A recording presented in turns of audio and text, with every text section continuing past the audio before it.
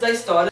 Citologia. Vamos lá então? Ó, a citologia é a parte da biologia, é a ciência que estuda a vida nos seus vários aspectos, desde formas microscópicas como as bactérias e os protozoários, as algas e os fungos, até as formas macroscópicas como os mamíferos, tipo nós, e as plantas como as roseiras, as mangueiras, o abacateiro, entre outras.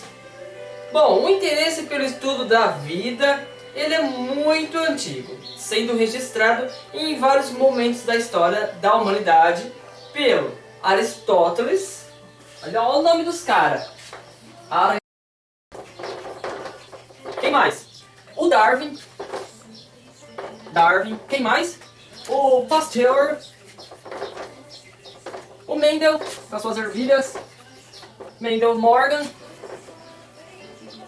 O Watson. E o Crick.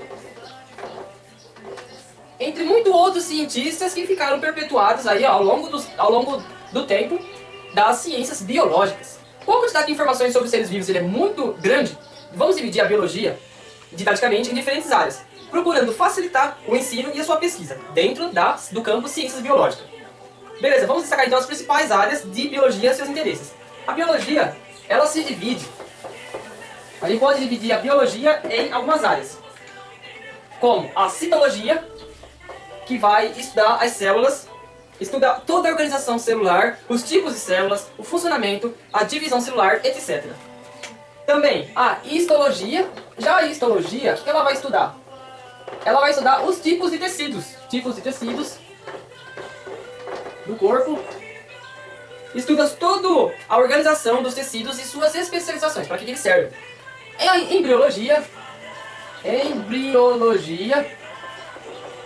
ela estuda o desenvolvimento embrionário, os tecidos do embrião e suas especializações, os anexos embrionários e entre outras coisas. A evolução, a própria evolução, que vai estudar o quê? Estuda todas as evidências da evolução biológica, as teorias evolucionistas e o processo de especialização. Também tem a área da genética, que estuda os mecanismos que são passados de pai para filho, os estudos dos mecanismos hereditários, as leis de Mendel, os mapas cromossômicos, as mutações, as genéticas das populações, entre outras. A zoologia também. A zoologia é outra área que vai estudar os grupos animais, suas características morfológicas, anatômicas e diferentes habitats que são ocupados e seus processos reprodutivos. Fisiologia animal,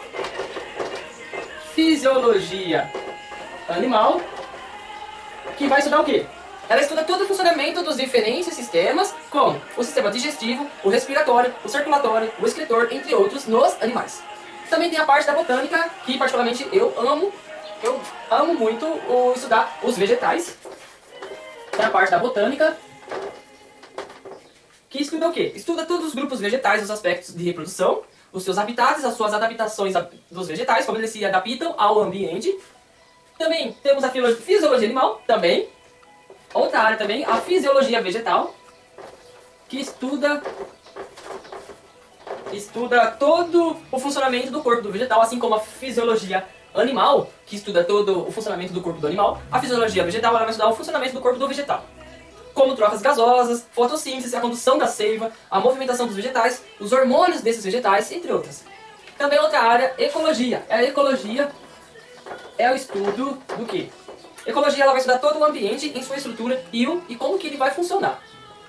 Além dessas áreas citadas de acordo com o interesse de ensino e pesquisa, outras áreas são criadas como temos a microbiologia, a paleontologia, estudando os fósseis, por exemplo, a botânica econômica, para que serve tal tipo de planta no ramo da indústria, da indústria farmacêutica, na produção de remédios, por exemplo. A parasitologia, que é o estudo dos parasitos, que acaba com a nossa saúde, principalmente. E a imunologia, que é o estudo do nosso sistema, das defesas do nosso sistema imunológico. Bom, vamos conhecer então uma célula. Conhecendo uma célula... Bom, a citologia é a área da biologia que vai estudar a célula em sua organização morfológica, o funcionamento, a sua composição química, os mecanismos de divisão celular. Dizemos então que todos os seres vivos eles são formados por células. com exceções dos vírus. Os vírus, eles são os únicos que são conhecidos dessas formas unicelulares, ou seja, formados de apenas uma célula, até formas corta. Ó, os vírus, que eles são conhecidos desde formas unicelulares, formas que têm apenas uma célula, até formas mais complexas, as multicelulares ou pluricelulares, que são formados, é um organismo que é formado de várias células. Bom, o organismo unicelular, ele tem a célula como seu próprio organismo. Isto é, a única célula é responsável por todas as atividades vitais, como alimentação, troca gasosa, reprodução, liberação de excretas, etc. O organismo pluricelular, ele é formado por várias células, milhares, milhões, até trilhões de células. Apresenta o corpo com tecidos, órgãos e sistemas que eles são especializados em diferentes funções vitais. As células dos pluricelulares, diferente quanto às especializações e de acordo com os tecidos que elas pertencem.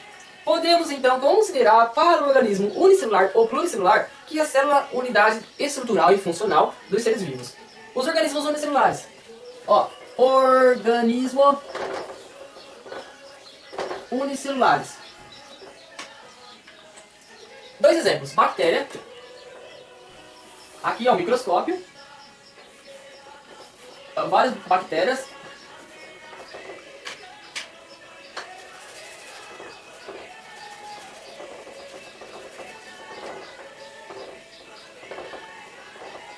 E aqui é um protozoário, o paramécio. Lembrando que todos eles só podem ser visualizados através do microscópio, pois eles são muito pequenos. Não é permitido poder visualizar a olho nu.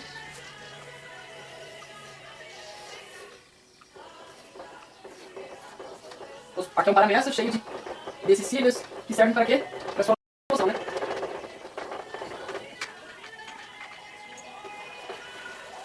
Beleza, esses são organismos unicelulares, as bactérias e os protozoários. Agora, organismos pluricelulares, um exemplo aí, nós, o corpo humano, por exemplo,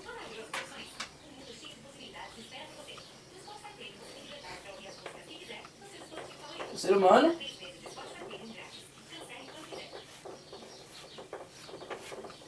por exemplo, ele é um exemplo de organismo pluricelulares, que é formado por várias células. E o vegetal também é outro exemplo de organismo formado por várias células. Bom, os organismos unicelulares e os pluricelulares, eles têm a célula como unidade estrutural e funcional. Na classificação dos seres vivos, são utilizados critérios de organização e fisiologia celular para diferenciar os diferentes grupos, ou reinos. Quanto à sua organização celular, as células elas podem ser procarióticas ou eucarióticas.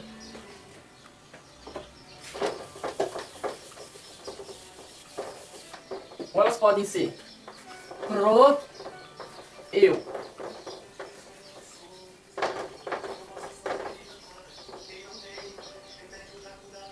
ou elas podem ser procariótica ou eucariótica. Agora é o seguinte, o que são essas células? As células procarióticas, elas vão apresentar o quê? Células procarióticas, elas apresentam organização mais simples,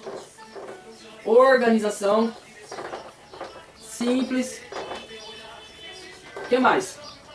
Elas não possuem um núcleo organizado. O núcleo, ele fica disperso, núcleo disperso, no citoplasma. Ou seja, o núcleo dele ele fica totalmente disperso no citoplasma, não tem nada envolvendo ele. E não possui organelas.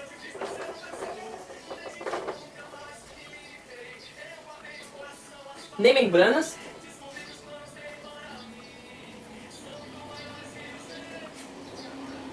E também, como um bom exemplo de membrana, de organela membranosa, é o retículo endoplasmático, ou o complexo de Golgi, a mitocôndria, entre outras. Possuem célula procariótica, os organismos do reino Monera. Quem é o reino Monera?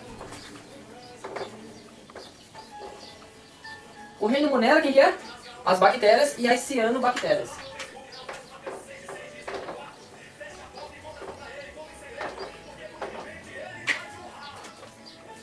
Beleza?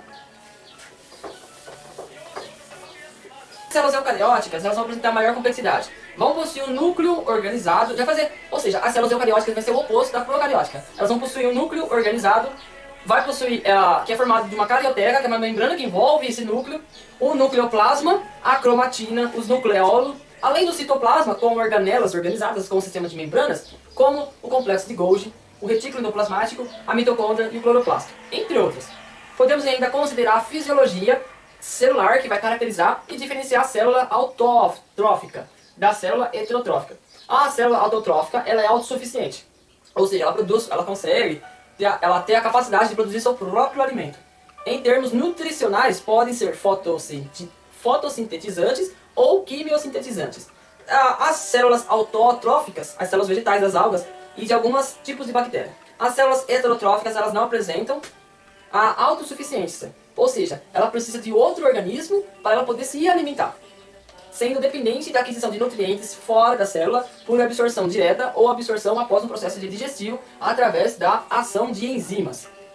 São células heterotróficas, as animais, dos fungos, dos protozoários e de muitos tipos de bactérias. Então um exemplo de célula autótrofa é um vegetal. O vegetal, ele é autótrofo. Um vegetal, uma flor, por exemplo, e uma célula animal, ela é heterotrófica. Um exemplo, o rato. O rato é uma célula animal, então o rato, para conseguir seu alimento, ele precisa de fazer aquisição de um outro organismo. Por exemplo, o rato come o trigo. O trigo é uma célula vegetal, é um outro tipo de organismo. A célula é a unidade eficiente na estrutura e o funcionamento dos seres vivos. O sucesso da organização celular e da fisiologia da célula está relacionada com várias características e as propriedades dos diferentes componentes celulares. Entre eles podemos destacar quem? O alto teor de água. Uma célula, podemos destacar alto teor aquoso. O que mais? A célula também é completamente ocupada por água, o que vai facilitar sua dispersão de substância e a ocorrência de reações químicas. Segundo, compartimentação.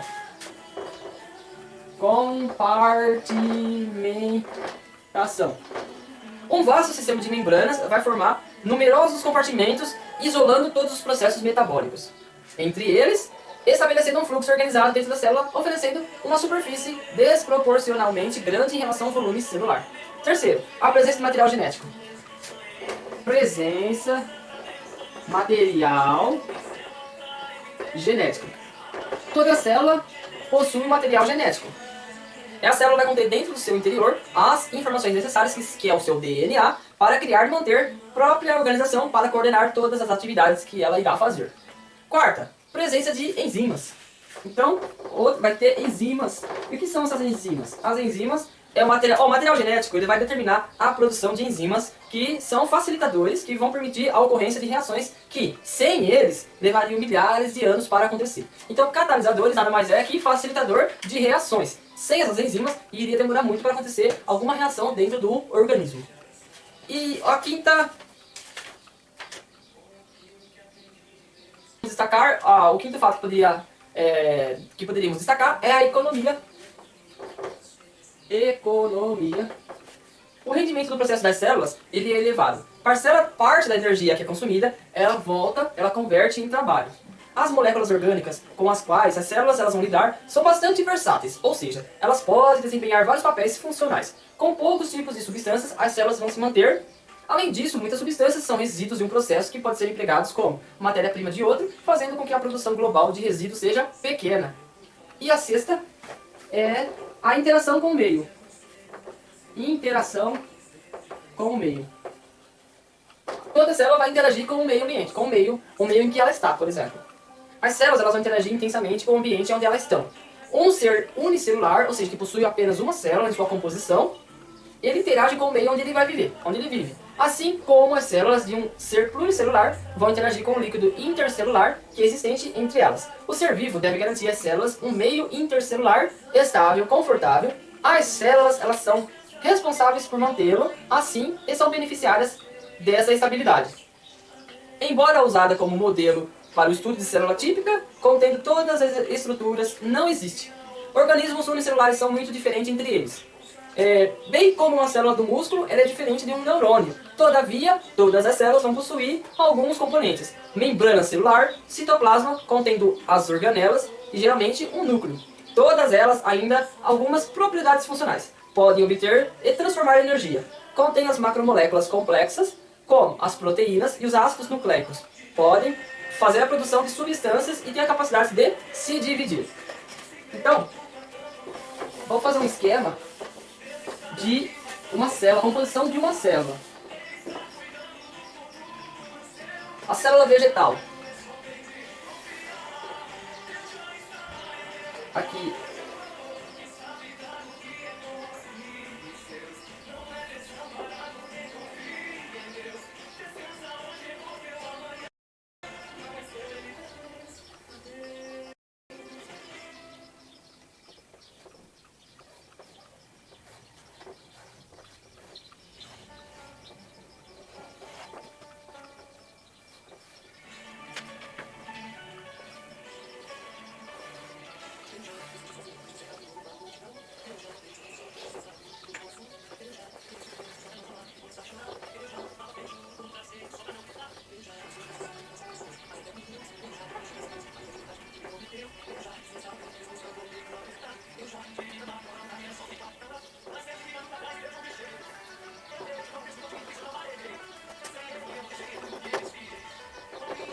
Vamos lá, vamos ver agora as partes, os componentes dessa célula vegetal. Ó, começando aqui no interior da célula, aqui são os centríolas. Agora aqui tem a mitocôndria.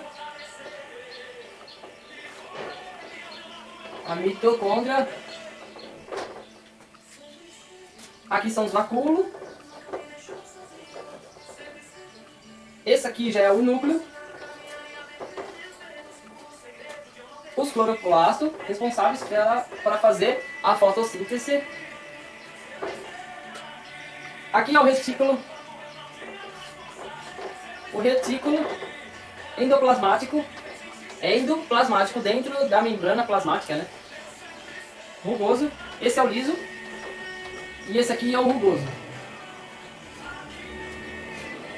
Bom, esquema de uma célula vegetal que vai conter todas as suas organelas e estruturas do tipo de padrões intracelulares dos seres vivos. Bom, os vírus, eles não vão possuir estrutura celular e só se reproduzem dentro das células. É como se fossem parasitas. As clamídias e as rictecídias são células incompletas e elas também parasitam intracelulares obrigatórios. São células parasitas intracelulares obrigatórias. Elas são diferentes dos vírus por 3 motivos. Por quê? Vão possuir DNA ou RNA, enquanto os vírus não possuem um DNA ou RNA próprio. 2. Possuem uma membrana em que vai envolver com a capacidade regular de regularizar as trocas gasosas interno e externo. E 3. Possuem algumas organelas necessárias aos processos de síntese e de reprodução.